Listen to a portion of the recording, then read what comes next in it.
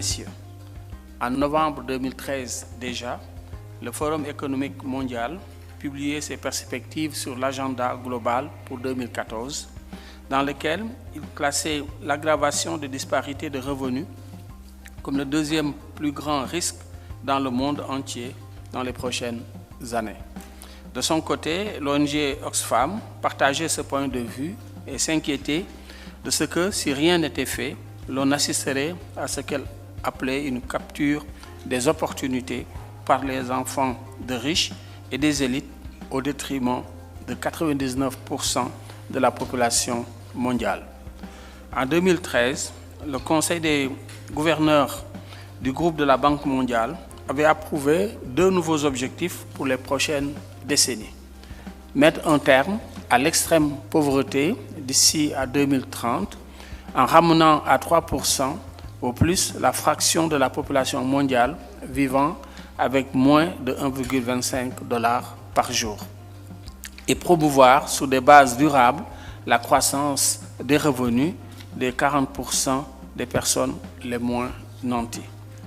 Faut-il rappeler que la communauté internationale a récemment adopté les objectifs de développement durable à l'horizon 2030 et le premier de ces objectifs est l'élimination de la pauvreté. Enfin, ici au Sénégal, le président de la République, son Excellence M. Macky Sall, a fait de la croissance économique et de la protection sociale des populations démunies les 2 socles de sa politique économique.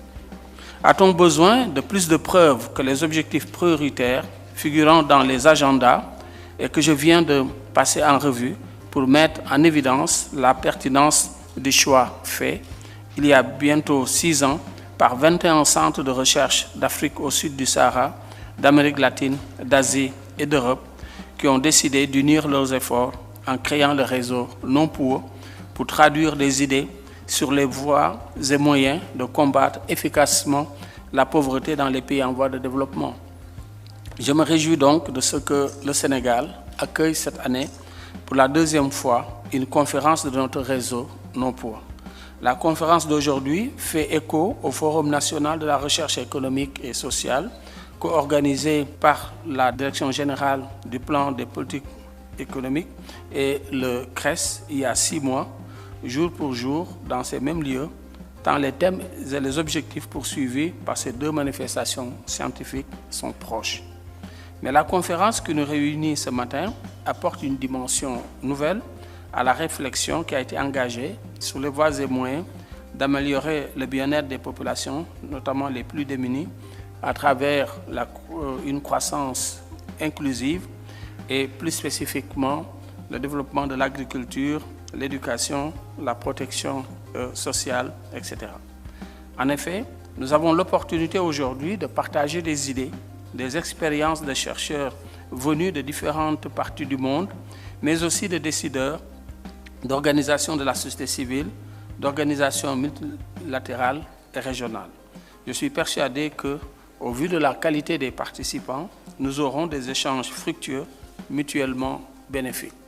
Pour terminer, je voudrais remercier particulièrement les responsables de Non-Pour qui ont spontanément accepté que Dakar organise une 2e conférence de dissémination des résultats du réseau, particulièrement Xavier Oudin et Mme Delia Vizan. Des remerciements sincères vont aussi à l'Union européenne qui a bien voulu soutenir financièrement les activités du réseau.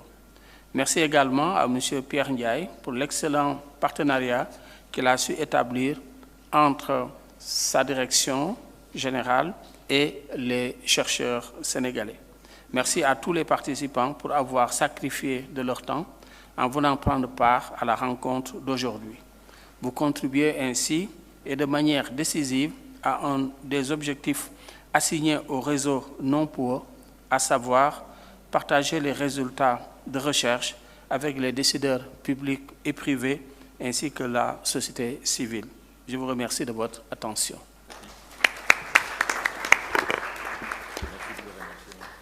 Je vous remercie, professeur. Maintenant, je voudrais inviter Mme Delia Vizan, manager du projet Non-Pour à l'IRD, à prendre la parole. Madame, vous avez la parole. Mesdames et messieurs, Bienvenue à la conférence de dissémination de résultats du projet NOPUR. Le projet NOPUR, intitulé « Renforcer les connaissances pour des meilleures politiques de lutte contre la pauvreté », est un projet de recherche collaboratif de l'Union européenne. Il est financé par l'Union européenne à hauteur de 8 millions d'euros. La durée de ce projet a été de 5 ans. Le projet a commencé en avril 2012 et il va prendre fin ce septembre 2017. Les partenaires impliqués dans ce projet ont été 20 institutions de recherche et institutions universitaires, dont 17 pays sur 4 continents, en Afrique, en Amérique latine, en Asie et en Europe. Le projet NOPUR a pour objectif de produire des connaissances sur la pauvreté et les inégalités dans les pays en développement. Un autre objectif est celui d'évaluer les politiques mises en œuvre ainsi que l'aide européenne et internationale dans le domaine de lutte contre la pauvreté, afin de fournir aux décideurs des connaissances et des instruments pour des politiques plus efficaces. Il s'agit du plus important programme de recherche de l'Union européenne sur la pauvreté dans les pays en développement. Pendant ces 5 dernières années, le projet a produit une centaine d'articles de recherche, 70 notes politiques, 32 enquêtes originales ont été mises en place, une 50aine de conférences politiques et de séminaires de travail ont été organisés sur 4 continents. Plus d'une centaine d'étudiants en master ou bien en thèse ont été formés, ont reçu des formations. Plus de 2000 parties prenantes partout dans le monde ont été informées de nos résultats de recherche. Pendant 5 ans et demi, 200 chercheurs ont créé de nouvelles synergies entre les différentes institutions, les différents pays et continents. Nous avons sensibilisé une multitude d'acteurs, ce qui va bien au-delà du travail de recherche. Nous avons établi un dialogue politique avec les décideurs politiques. Cette conférence est la dernière du projet et clôturera le projet. Le CRES est un partenaire très actif du projet NOPUR.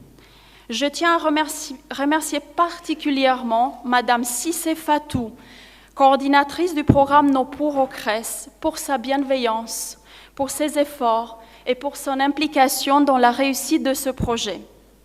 Dans le mois à venir, nous allons nous pencher sur la rédaction d'un livre de recommandations politiques. Pour clore mon discours, je voudrais faire un sincère hommage à Monsieur Philippe Kérodrin, chef adjoint de la Direction générale de la recherche et de l'innovation de la Commission européenne, qui est décédé la semaine dernière. Monsieur Kérodrin nous a accompagnés avant le projet, nous a aidés à monter ce projet et nous a suivis tout au long du projet. Je vous en remercie. Merci, Madame Delia Vizan. Je reste toujours avec le projet NOPUR et j'invite donc Monsieur Xavier Houdin à prendre la parole. Chers collègues, Mesdames, Messieurs, je ne vais pas vous présenter l'ensemble des résultats du projet NOPUR, qui avait plus de 100 programmes, mais essayer en quelques minutes de mettre l'accent sur des aspects qui sont intéressants dans une assemblée comme celle-ci, où les politiciens rencontrent les chercheurs. Le concept de pauvreté est donc assez bien connu, car depuis 30 ans, grâce aux organisations internationales en particulier, de très nombreuses recherches ont été effectuées. Des programmes de collecte de données ont été mis en place dans la plupart des pays et de très nombreuses politiques de réduction de la pauvreté ont été mises en œuvre. Au-delà de la pauvreté monétaire, de nombreuses dimensions de la pauvreté ont été explorées, que ce soit l'éducation, les équipements sanitaires, l'accès aux soins de santé, le travail décent, etc.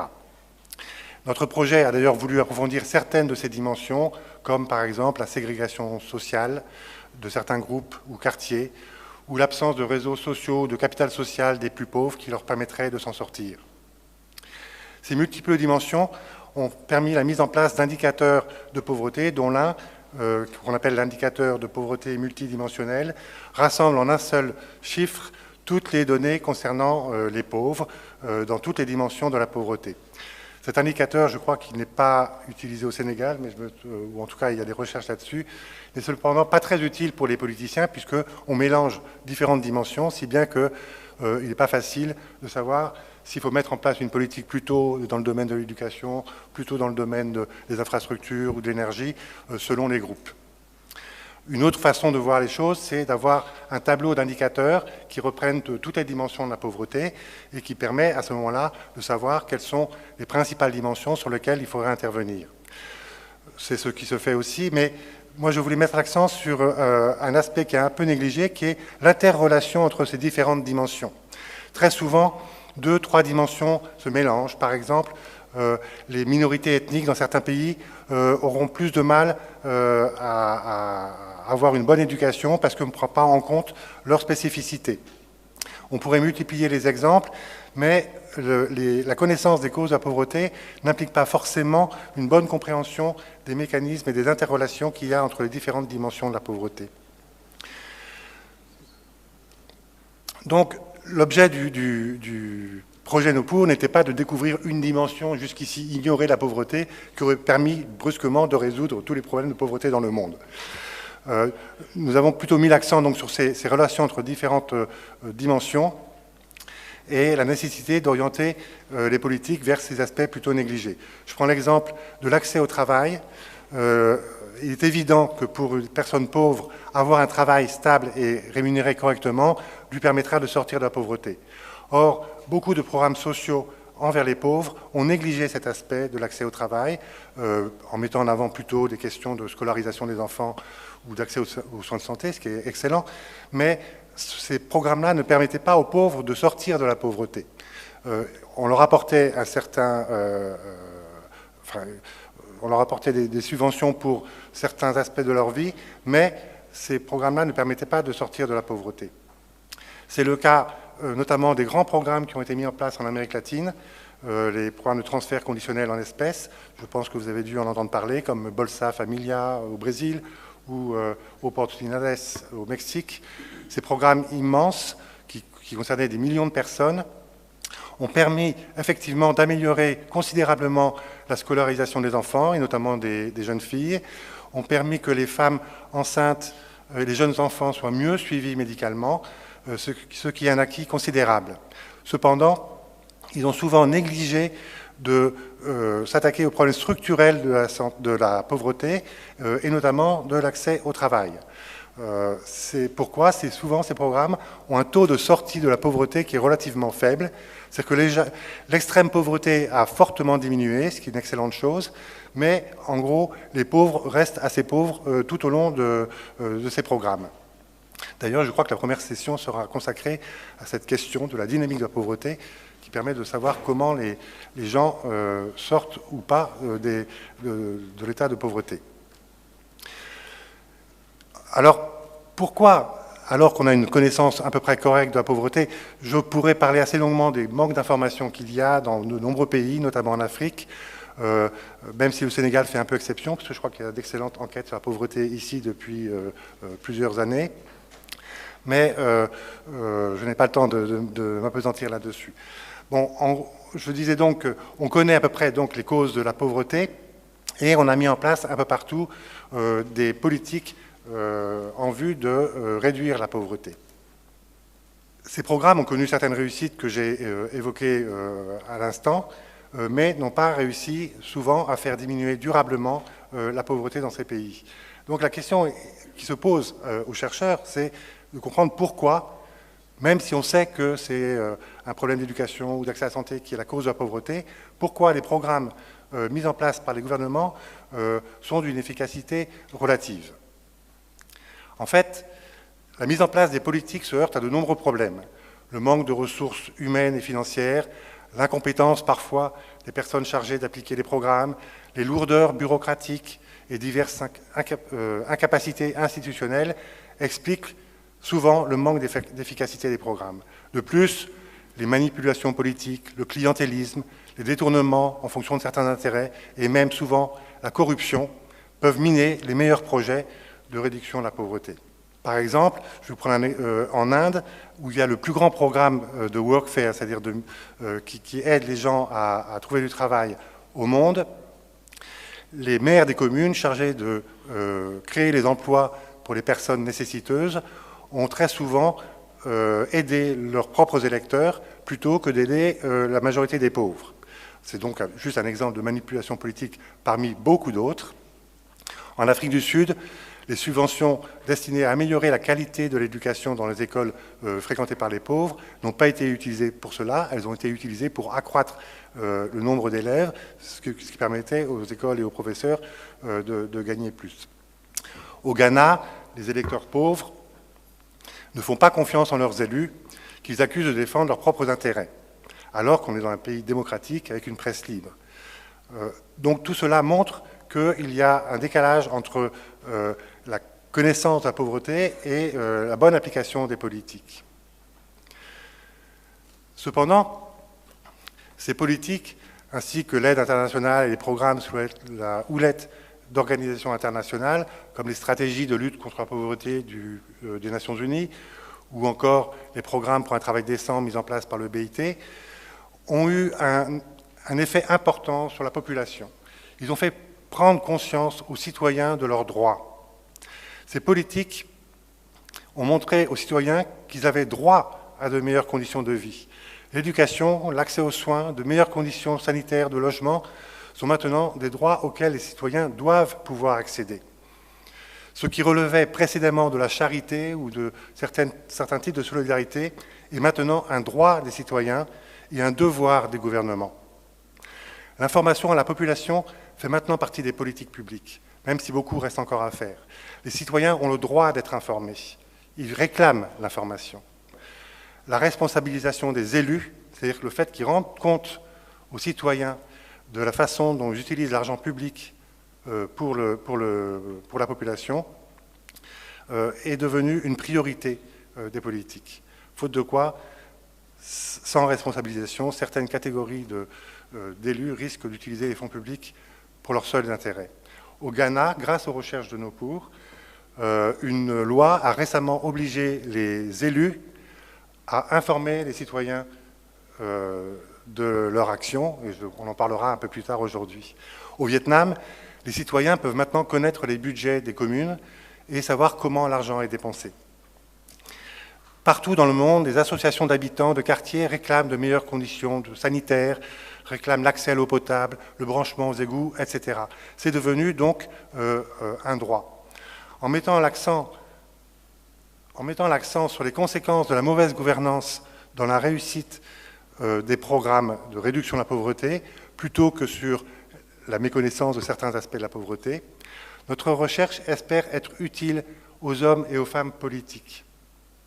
Ce n'est là qu'un axe de nos conclusions, mais je souhaite que, grâce à un meilleur dialogue entre chercheurs et politiciens, ce type de problème disparaisse et qu'on arrive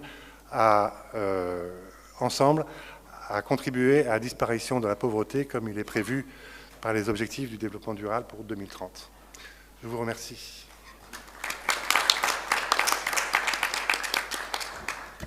Je vous remercie, M. Oudin. Je reste toujours avec l'IRD, mais bon, cette fois-ci à Dakar. Donc, M. Laurent Vidal.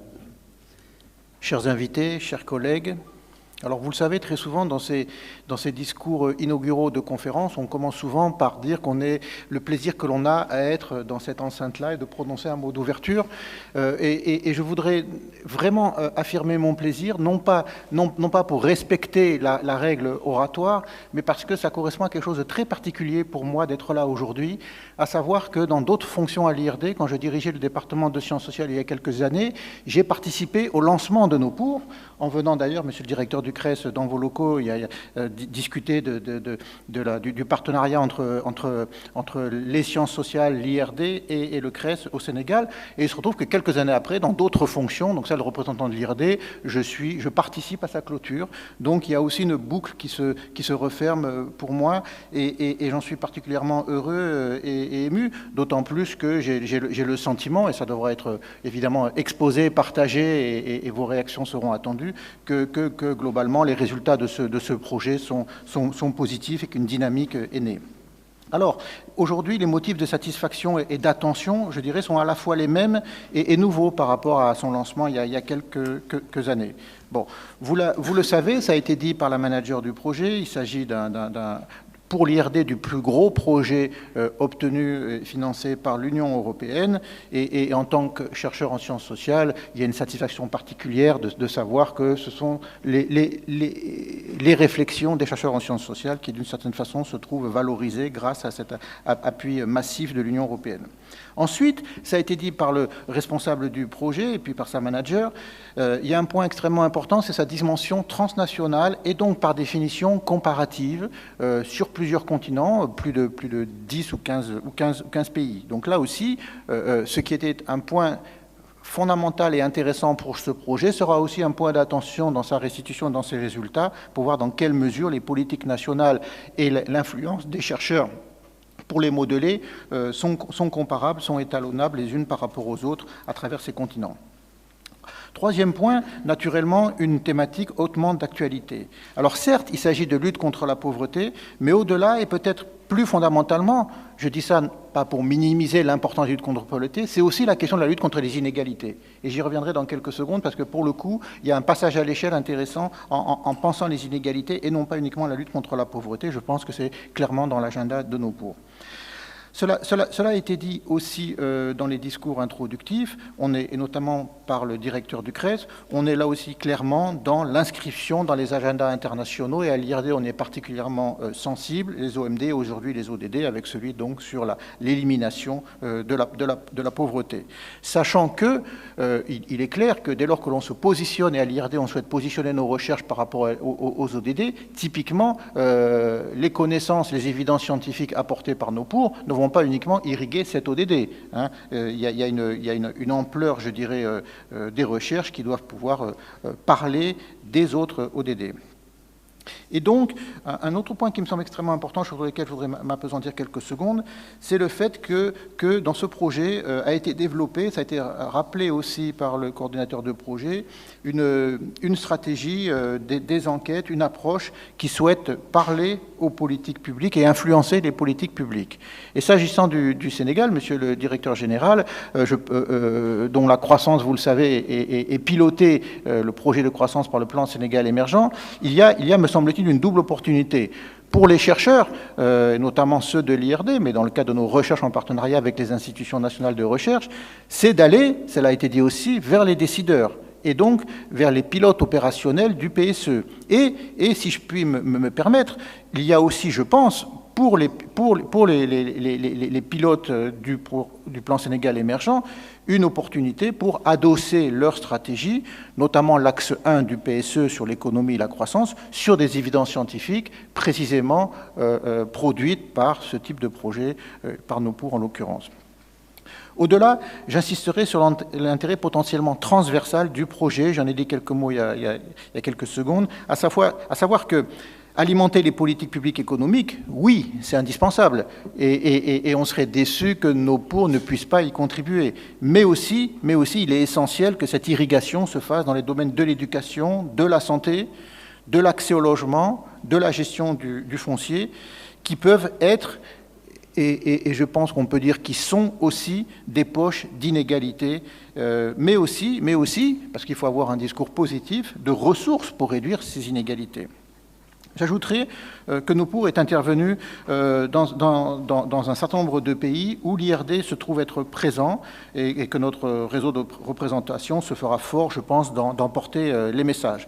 Pour ce qui est de l'IRD au Sénégal, qui, vous le savez, peut-être est la plus importante représentation de l'IRD dans le monde, c'est vraiment une fierté d'accueillir cette conférence finale, d'une certaine façon, du projet Nos pour. Et l'enjeu, pour nous, pour moi, en tant que représentant de l'IRD, c'est de faire en sorte que les recherches sur la question des inégalités puissent continuer, que la dynamique impulsée par Nos pour, au moins au Sénégal, puisse continuer. Et de ce point de vue, à la fois en termes de production de connaissances, de participation participation à la formation, de projets innovants aussi, c'est important pour nous à l'IRD.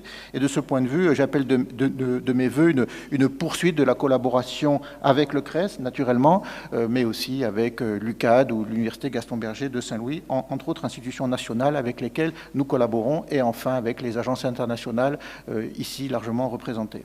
Je vous remercie.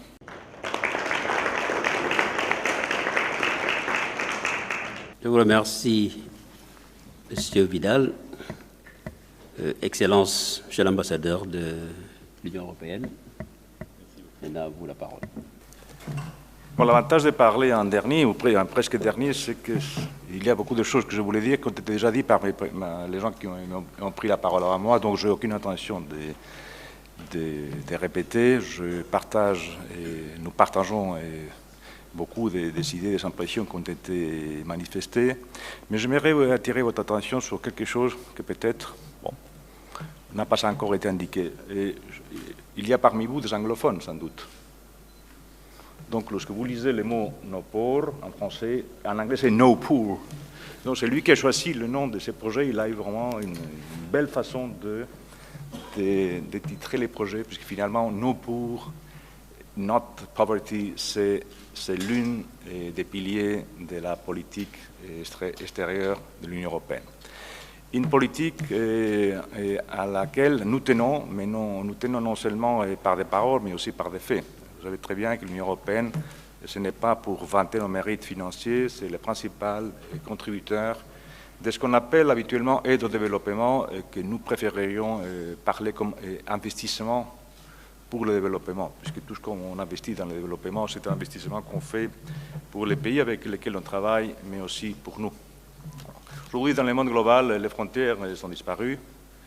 Et tout ce qui se passe en Afrique ou en Asie ou en Amérique a un impact en Europe, en Afrique et en Amérique, en Asie. Et c'est un plaisir de constater qu'aujourd'hui, ce travail, ce projet a été capable de réunir des chercheurs en provenance de plusieurs continents. C'est la preuve que les problèmes, enfin, plutôt que les problèmes, les défis auxquels on doit faire face, ce ne sont plus des défis européens ou africains ou asiatiques, ce sont des défis mondiaux qui demandent des réponses mondiales. Monsieur Oudin a dit quelque chose qui m'a attiré mon attention. À un moment donné, je pense que nous faisions tous de la charité. On a la vision que nous avions de nos relations avec un certain nombre de pays, c'était, voilà, bon, ces petits pauvres-là, on va leur donner quelque chose, comme ça ils se calment. C'était vraiment de la charité. Je pense que cette vision des choses a changé. On est vraiment essentiellement passé de la charité au droit. Ce n'est plus qu'on donne à manger puisqu'on aime bien faire quelque chose de bien. C'est car la personne à laquelle on aide à se nourrir, elle a un droit à se nourrir, et que ce droit engendre une obligation de nous tous de l'aider à se nourrir. Donc cette notion de charité, changement de charité au droit et obligation, parce qu'il n'y a pas de droit sans obligation, nous donne une nouvelle dimension, c'est une dimension encore éthique, encore humaine, encore une fois de plus globale. Une dimension à laquelle l'Union européenne compte contribuer aussi du point de vue scientifique. On sait, l'avance de l'humanité s'est faite sur la base de l'empirisme.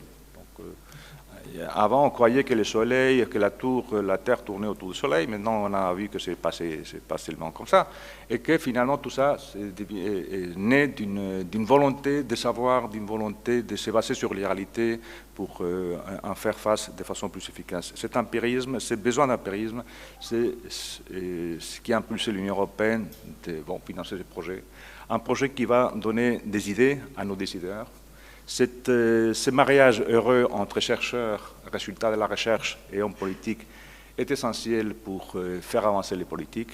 Vous savez très bien, la démocratie a des avantages et des inconvénients. Et parfois, l'inconvénient, c'est qu'on peut élire à des postes politiques des gens qui sont très bien, ils sont très bien connus dans leur communauté, mais qui n'ont pas les connaissances et qui n'ont pas toujours la vision des choses dont on a besoin pour que les politiques soient efficaces. C'est ça que nous voulons faire avec ce projet. C'est créer ces mariages heureux entre ceux qui font la recherche, ceux qui ont les connaissances pour faire la recherche, ceux qui donnent des pistes, ceux qui donnent des possibilités, ceux qui donnent des chemins à explorer par les hommes qui nous dirigent grâce au fait que nous les avons élus. Et c'est notre obligation de leur donner, de contribuer à leur donner les éléments qui permettent de faire le bon travail dont on a besoin pour lutter contre la pauvreté. Une pauvreté que, ça a été dit à plusieurs reprises, qui a un côté qu'on oublie trop souvent. La pauvreté, la lutte contre la pauvreté, c'est une lutte qui doit être une lutte pour tous. Et elle doit être durable, sans doute, puisque la planète n'a pas de ressources pour être gaspillée de façon stupide, mais elle doit être surtout inclusive. On oublie toujours, ou trop souvent, qu'un pays, ce n'est pas seulement un territoire, ce n'est pas un drapeau, ce n'est pas un gouvernement, ce sont des citoyens, ce sont des gens. Donc, j'ai ici à mes côtés le directeur général responsable de la planification économique. Je sais bien que sa préoccupation, c'est le bien-être de tous les Sénégalais. Je sais bien que notre travail doit être destiné à ça. Nous devons nous occuper des gens qui payent notre salaire, des gens qui, avec leur travail, leurs efforts, leur vie de tous les jours, sont ceux auxquels nous devons servir. Et tout ça, nous espérons sincèrement que ces 8 millions d'euros de l'Union européenne, c'est facile à dire, hein, 8 millions d'euros, c'est beaucoup d'argent pour la recherche. C'était vous dire que ça n'a pas été facile de faire approuver ce projet. Personne n'y croyait pas trop, mais il est là, les résultats sont là. Et ces résultats doivent nous aider tous, ici au Sénégal, en Afrique, partout, et dans les continents dans lesquels les chercheurs se sont mis ensemble pour donner des résultats à ce travail. Ça doit nous aider à rendre notre société plus stable, plus démocratique, plus durable et surtout plus inclusif. Vous pouvez compter sur l'Union européenne, nous sommes là-dedans, plein dedans. C'est notre politique pour nous-mêmes, c'est ça que l'Europe veut pour ses citoyens et c'est ça que l'Europe veut aussi pour ses partenaires partout dans le monde. Merci beaucoup, voilà, je vous souhaite de bons travail, de bonnes délibérations. J'espère que vos conclusions, vos idées, j'en suis convaincu, qu'ils seront bien lus. Nous allons bien prendre note de tout ce que vous allez discuter ces jours. Et j'en suis aussi convaincu que les hommes politiques sénégalais qui ont à la charge de s'occuper de leur pays, de leur population, de leurs citoyens, et prendront aussi vos notes. Monsieur le directeur général, merci de votre attention. Merci, Excellence. Mesdames, Messieurs les chercheurs, chers participants, vous me permettez d'abord de saluer respectueusement Monsieur le Premier ministre qui vient de nous rejoindre et souhaiter bienvenue à cette conférence. Et ensuite, comme le disait Laurent Vidal tout à l'heure, je commencerai par dire que je suis très heureux et honoré de présider au nom de Monsieur le ministre de l'Économie, des Finances et du Plan la cérémonie d'ouverture de cette conférence sur un thème extrêmement important, à savoir les dynamiques de la pauvreté et l'efficacité des politiques de réduction de la pauvreté. Cette conférence nous offre l'occasion de partager les résultats de l'important programme de recherche NOPO, dont l'objectif est de renforcer les connaissances pour de meilleures politiques de lutte contre la pauvreté. Son but, le but de la conférence, est de partager les résultats qui ont été produits dans les différents domaines étudiés au cours de ces 5 dernières années de recherche. Nous sommes convaincus que ces résultats seront une source d'enrichissement de réformes audacieuses entreprises par l'État du Sénégal dans le cadre de notre stratégie de développement, le plan Sénégal émergent que nous sommes en train de mettre en œuvre. Et la table ronde qui clôturera les travaux sera une opportunité pour faire une synthèse sur les politiques de protection sociale permettant de rendre la croissance plus forte, durable et encore plus inclusive. Permettez-moi de féliciter donc le CRES et la vingtaine de centres de recherche impliqués dans ce programme et répartis à travers le monde, en Afrique, en Asie, en Amérique latine et en Europe. Mesdames, Messieurs, Je ne peux que souscrire à cet objectif et vous assurer que le ministère de l'Économie, des Finances et du Plan veillera à exploiter au mieux les résultats issus de vos travaux en prenant en compte les recommandations pertinentes. Je disais qu'après une décennie de croissance fluctuant autour de 3,5% par an, l'économie sénégalaise enregistre depuis 2015 des taux de croissance au-dessus de 6%. Et une question majeure que l'on se pose naturellement est celle de savoir si ce rythme de progression pourrait se maintenir durablement, voire atteindre 8%, une condition nécessaire à l'accès au statut d'économie émergente. Une autre question que soulève cette performance est celle de savoir si l'avènement d'une croissance forte et durable sera bénéfique à toutes les couches de la population, notamment à travers la création d'emplois qui garantissent des revenus décents aux actifs, si elle entraînera une réduction significative des inégalités économiques et un recul rapide de la pauvreté, qui sont des conditions nécessaires au maintien et au renforcement de la cohésion sociale, de la sécurité et de la paix. Le plan Sénégal émergent est certes une réponse à toutes ces questions, car à travers les 3 axes que sont la transformation structurelle, le capital humain et la gouvernance, les objectifs de croissance inclusive peuvent être atteints.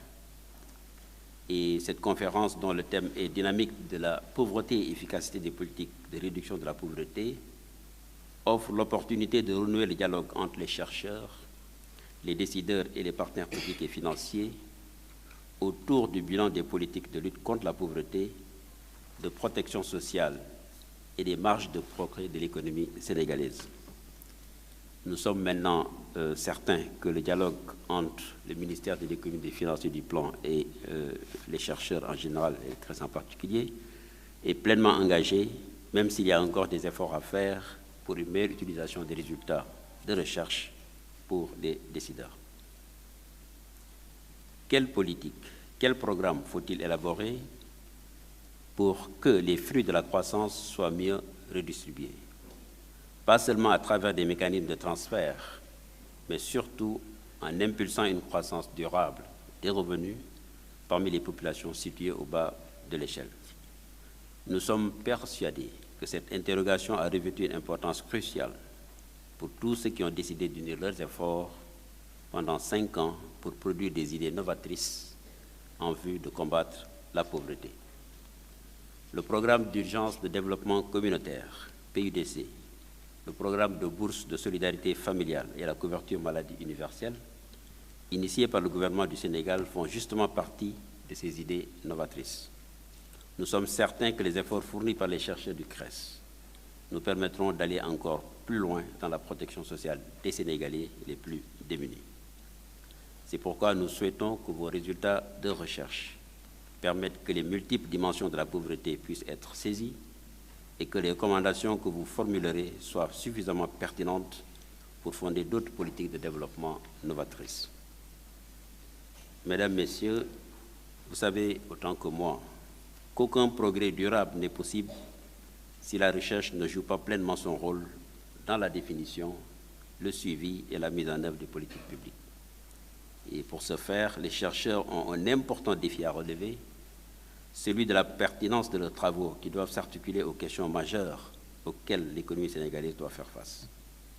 Ils ont d'autant plus de chances d'y parvenir qu'ils entretiendront une relation constante avec les acteurs de la vie économique et sociale, qu'ils orienteront leurs investigations vers les questions au centre des préoccupations de ces acteurs, mais aussi vers des questions qui se profilent à l'horizon et qui n'ont pas encore reçu toute l'attention qu'elles requièrent.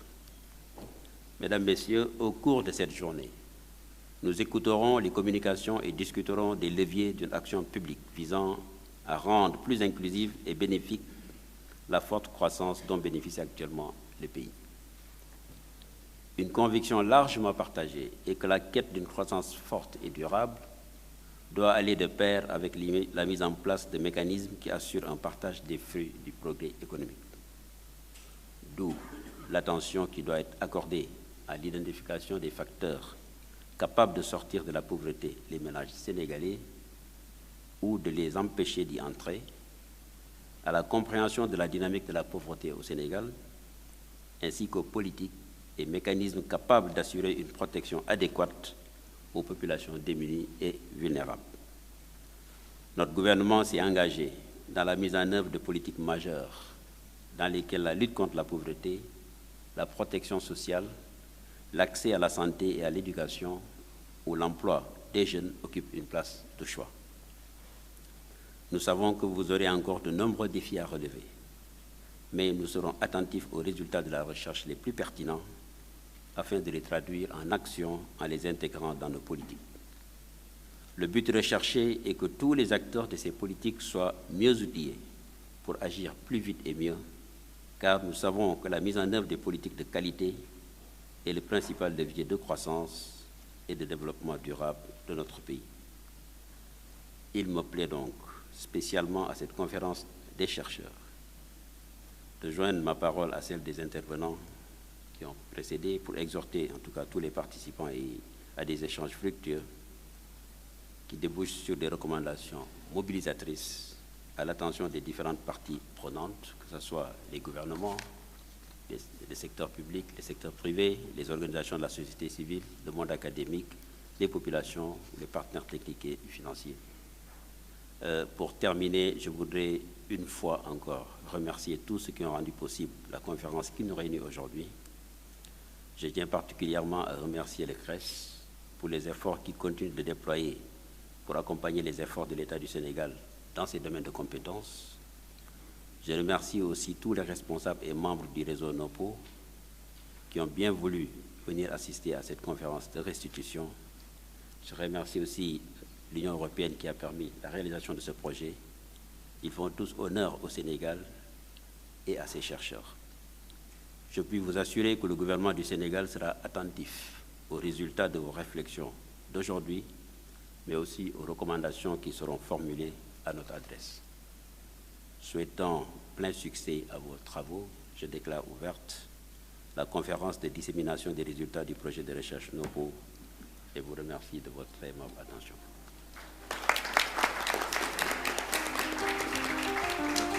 Merci.